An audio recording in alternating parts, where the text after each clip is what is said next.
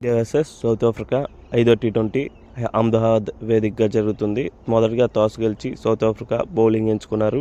ఈ మ్యాచ్లో గిల్ అనేది ఆడట్లేదు. సంజు శాంసన్, అభిషేక్ శర్మ ఓపెనింగ్ దిగారు. ఇద్దరు చక్కగా స్కోర్ని పరిగెట్టించారు. ముందుగా అభిషేక్ శర్మ 34 పరుగులు చేశాడు. నెక్స్ట్ తిలక్ వర్మ అలానే హార్దిక్ పాండ్యా సౌత్ ఆఫ్రికా బౌలర్స్ని ఒక ఆట ఆడుకున్నారు. హార్దిక్ పాండ్యా 15 బాల్లో 50 చేశాడు. ఇది సెకండ్ ఫాస్టెస్ట్ 50 మాట అతనికి.